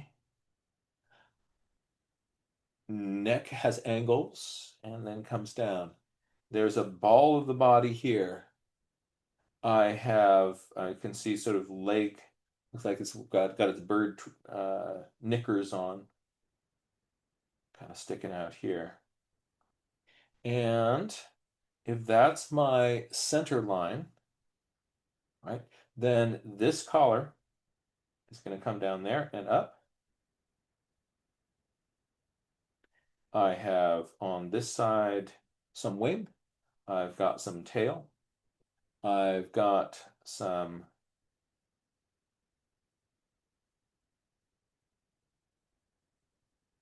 my little head and face here.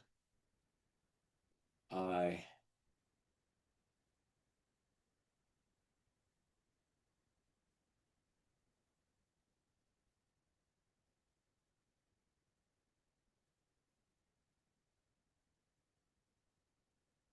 so you can get these little poses if you've got tricks like the zipper line of the bird. And that's really, really fun. Now let's take just one closer look at the face in here. All right. This three-quarter view, the thing to pay attention to is the eye on the far side. You want to kind of make these these kind of angry birds, right? This thing's kind of looking down at us. We have here is for the beak. There's the side that is close to us, and then there's this other part that sticks out. what are the eyes doing? So the eye on this side, I'm seeing that here. The eye on the far side, remember this part here I'm seeing big. This part in here I'm seeing a little bit foreshortened away from me. So my eye in here is turned away from me. It's a little bit more foreshortened.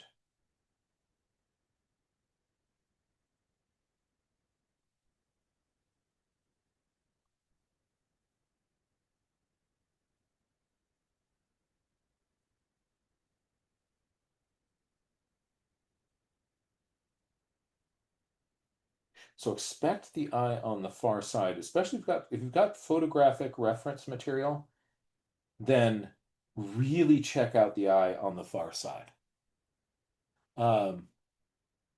And so if you then are able to do some drawings here from a photograph, I'm able to really kind of zoom in on that. And on a real bird that is hopping around, there is no way that I'd be able to kind of catch all of the sort of like the detail, like what's the shape of the eye on the far side as the little yellow-eyed junco is hopping around and having a good junco day. But if I am, Jack, yep. quick question about the eye placement. So you say the eye beak line. How do you decide where on the eye beak line it is? What I do is I put sort of generally what I'm thinking is that on the side view of my head here, Mhm. that eye beak line on the beak is going to be the gape between the upper and the lower mandibles. But then how do you decide where to stick it on that line? Right. Like how far back? And then so that's so how far back? Yes. So generally, oh, actually I put like on this one here, I put it too far forward, didn't I? Right? Look at that. This space here is called the lores, Lores. I'm going to see if I can move my eye back. So the lores is that often pigmented space between the eye and the beak. And on the head, that lores area is going to be smaller than the area to the back. So don't put it in the, uh, don't put your eye in the middle of the head there. It's really useful to look at this distance between the end of the beak and the eye. As you are bringing as the head turns towards you, because, right, so here the eyes are on the same side, right? Now this eye looks further from the center than this one on this side. So as in the 3/4 view position, the space here will be smaller than the space here.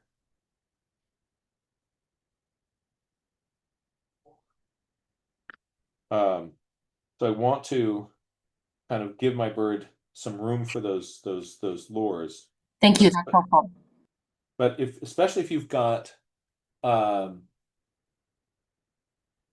especially if you have a photograph that you can look at, really study the shape of the far side eye. Same thing goes like that's the part that when I look at, say, drawings of owls, that's the part where we kind of go sideways. On the owl that is doing the 3/4 view position, everybody will get. Can you sneak your paper over, pretty please? Thank you. All right. we'll get the eye that is on this side facing towards you, right?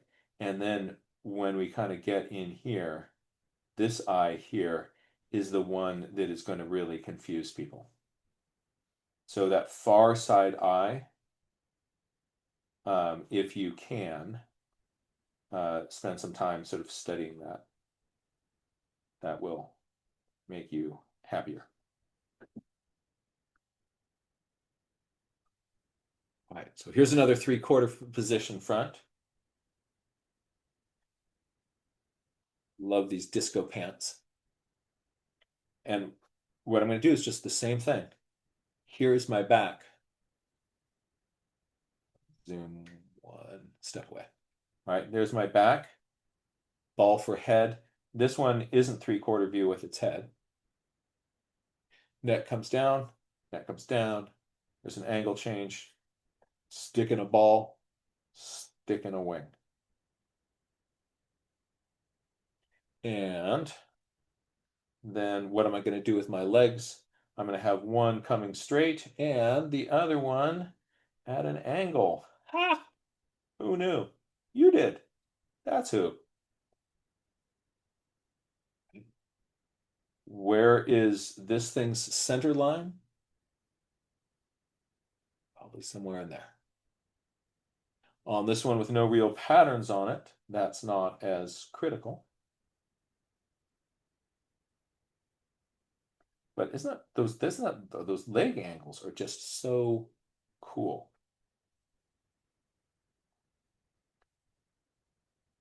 It's fun. I can look back through my sketchbooks and figure out what is the point at which I figured out that birds did that.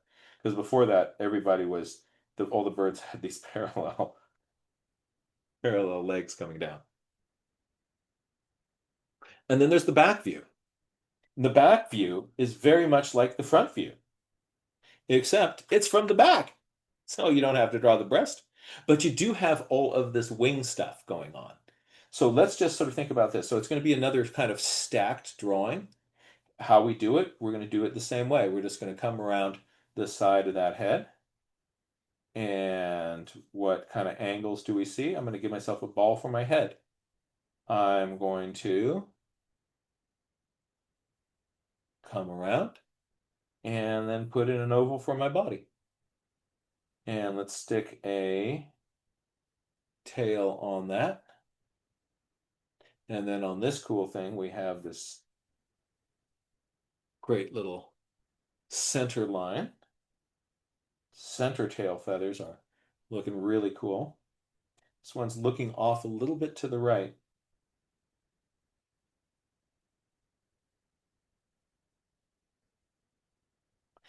And let's give it a bit of a forehead. And then think about what is going on with the head. So the center line for the head is coming over and doing something like that. There's the midline for the head. I've got eye somewhere in there. The center line for the body is coming down pretty straight. So now what do I do about my wings? Well, I've got my front edge of my wings here. And something that I like when I get to see the back, you have these sort of this wad of feathers, that sort of those secondary feathers on either side. Here they're touching. But another thing that helps me kind of think about the back is sometimes I'll just sort of put a little curve here across the top of the wings. Birds have the feathers that are over the top of the wing are called scapular feathers. And sometimes I'll just sort of note kind of a little swoop of the scapular feathers. So if my bird just has enough back, then the wings kind of will stick down in there. Where does that stick come through? It's coming out here. It's coming down there.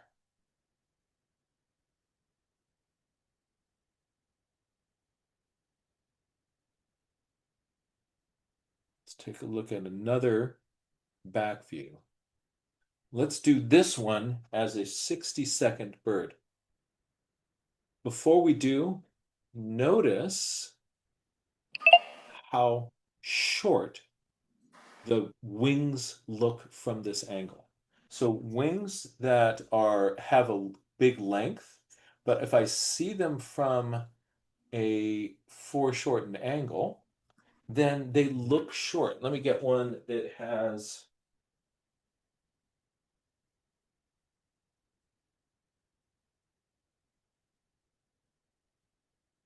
Right, so here I have long wings,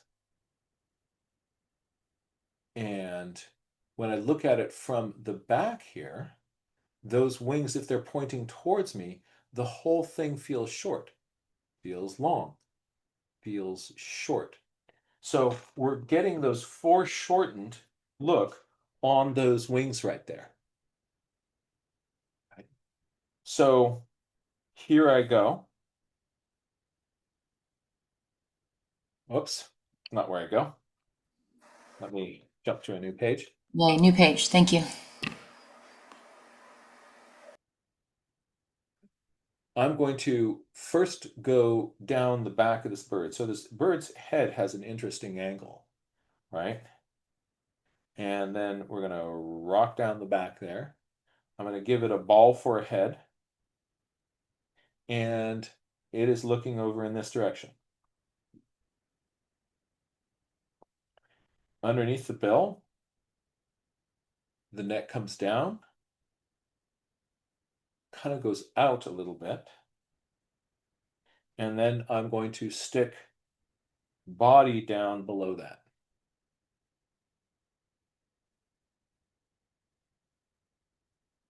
The center line for my body is here.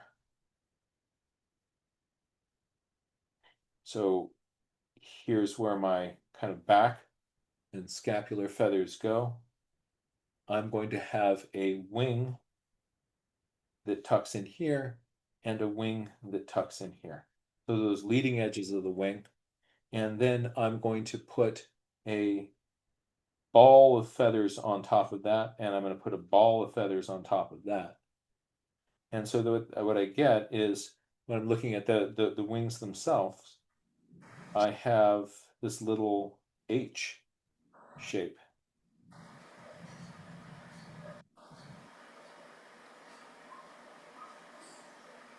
Then what's the tail doing? Ridiculously short, because I'm have a long tail, but I'm looking at it from an angle pointing towards me. So the tail just looks, it is so easy to draw a long tail on something like this, because your brain says, there's no way that you would have a little tail like that. That's absurd.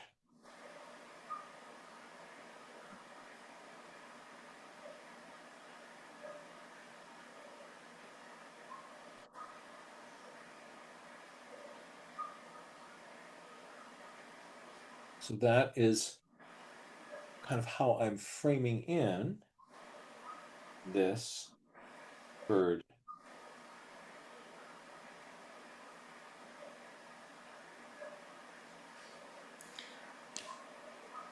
Wanted to let you know you have about 6 minutes left in class. Great.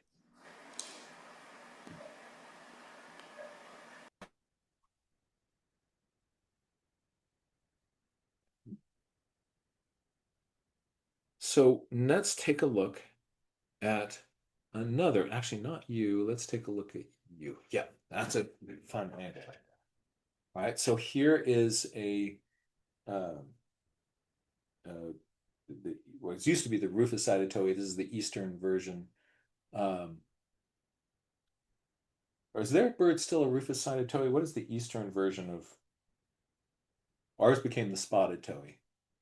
Do We have theirs an eastern towhee up in Eastern Maine. towhee? Is that what it used to be, the Yep. rufous-sided? So I've got one side of my bird.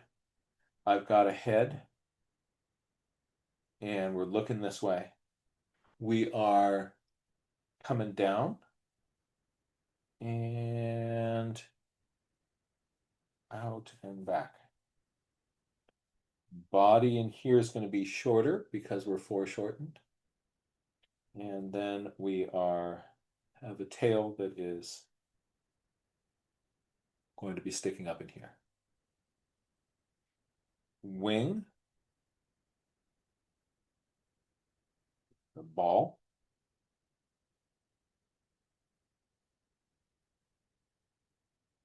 On the other side, I have wing and its ball here.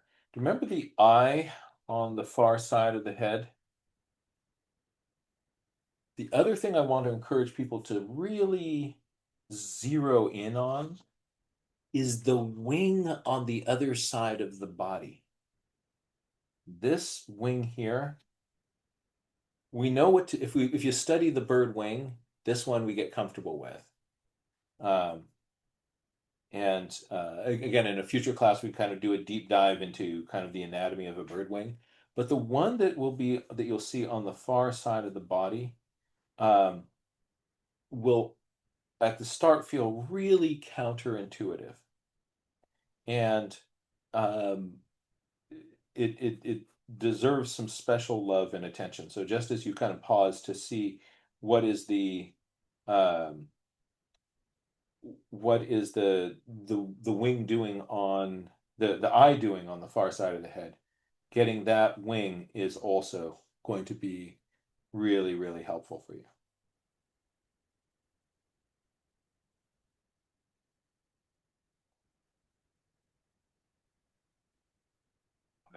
So let's just do this one as a speed sketch. Okay. So relax, remember to breathe, and I know what to do. I'm going to start by going down the back of your body. I'm going to give you a ball of a head, and you're going to look off to the side. A little bit of throat, and then it looks like it's really pooching out. I'm going to put in a ball. Where is your center line? Your center line, ignore your head because that's just turned in side view here, but your little center line is coming something like that. All right. This upper part here, small on this side, big on this side. We can hear the typing. Is coming in there like that. I have my little wing bit here, and I have a little bit of side of wing here. And I'm going to put a ball on top of it. I'm going to put my oval ball on top of this. Again, the wing on the far side really deserves some extra love and attention. My tail is coming off. And oh, here's another idea that I think I might have mentioned. I don't think I mentioned this before. Look at this. If I am rolling off the back like this, and here is the bottom of those back scapular feathers, right? Then the base of where my upper tail coverts, these feathers above the tail here, where they come down and they meet the tail, that's going to be parallel with this line here. That'll be parallel with sort of where my body is kind of meeting into the head here. So if I take that line, that line, that line, the tip of my tail, unless it's got its tail cocked at a weird angle, will also be parallel to that. And so there is.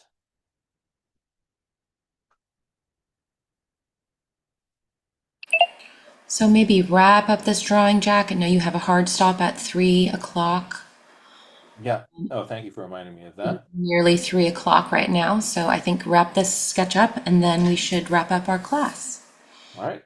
One thing I'm gonna do is I'm put in this far leg coming down more straight, this other one out at an angle here. And that is, here's my little kind of framing for my bird in um in at this 3/4 view. So if you are if you are having this be your final drawing, then I can add little stripes in there like that. Right, there is my little stripes on my crown. If I am going to be then drawing over this with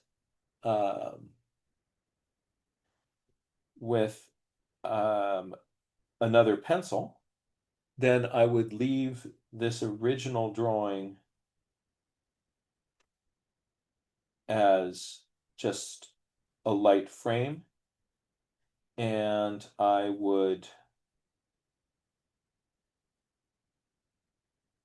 then get out the the ballpoint pen or whatever your tool of choice is, and go to town with that. I hope that some of these ideas can help you be able now to look out your window and simplify the shape of the bird that you're seeing. Be able to then have a strategy to get that down on the paper. What I want to encourage everybody to do is to, for the next week, 10 fast birds a day. 10 fast birds. So that'll be better than doing like a whole bunch on one day.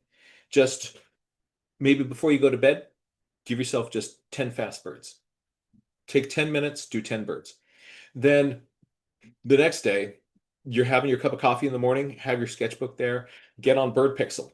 10 minutes, 10 birds. So give this 10 birds a day for the next week. Mess with some with cool 3/4 view angles, and birds are going to start to pop off the tip of your pencil. I hope that this was useful, and I hope this was fun, and I want to really thank in the background Rebecca and Beth for your help in making this happen. Thank you so much, Jack, for a wonderful class. We got a lot of big love in the Q&A for you. People sending you birthday wishes, people sending you big hugs, they're dancing for you. They're so grateful for the class. I'm trying to find one comment here. While you're looking at that, I just want to point out sometimes Beth gets angry letters from people saying like, you were interrupting Jack. No, before this, I was saying to Beth, please, before these meetings, I said, please kind of help me try to keep on time because I'm terrible at keeping on time. And Beth it's really important for these things that we don't go into crazy overtime. If you want some crazy overtime, I've now just added a new thing to my calendar called Ask Jack. They're open on Mondays, where I'm going to be there kind of going doop, doop, doop, doop, doop. And if anybody shows up into the Zoom room, then you can ask me any sort of question and we can geek out about with whatever you want to do. We can do all sorts of long playing stuff. But for these classes, we've got to keep them on time. And Beth, thank you so much for helping me do that. I really, really appreciate that support. You're so welcome, Jack. Thank you so much for this wonderful class. I found the note. Just this is one example of some of the love. I'm learning so much. Jack makes it so fun that I'm forgetting that I don't think I can draw. Ha ha. So I thought you might enjoy that one. Yeah. So give it some reps. Play with it, and it just gets better and better. Thank you so much to everyone for coming. We will send you lots of links and resources when we send the recording, including some links to some of Jack's deep dives on bird anatomy and other classes that he's taught. There's hundreds of hours of free classes on johnmuirlaws.com that you can check out, and also on the Wild Wonder website. Thank you everyone so much for being here, and have a wonderful rest of your day. Take care, my friends.